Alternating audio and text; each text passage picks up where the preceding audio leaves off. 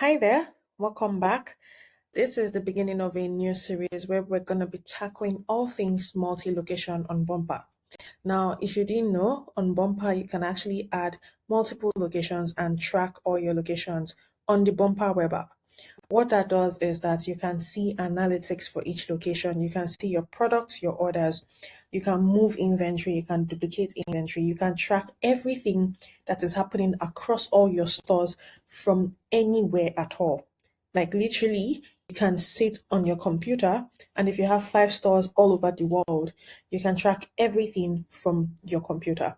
With multi locations, it's very possible. Now, in this series, we're going to be breaking down a couple of multi-location features, like how to add a new location, how to set up geolocation, how to move inventory, how to duplicate inventory, and basically everything that has to do with making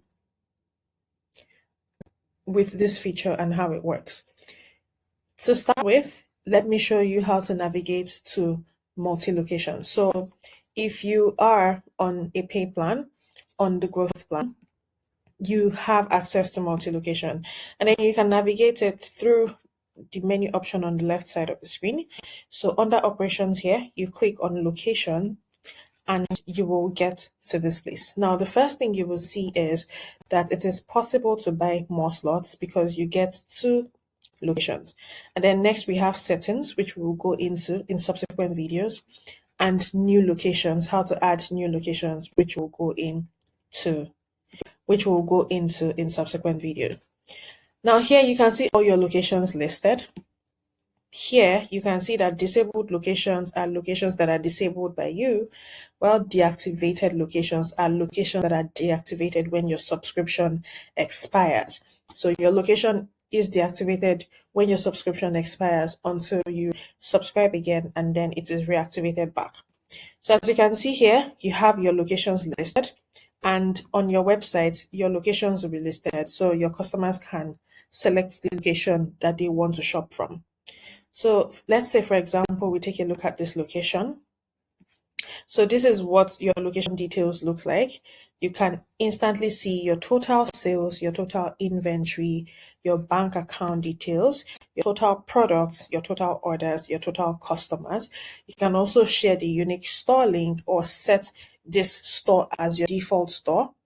You can also duplicate inventory or move inventory, which I will show us in subsequent videos.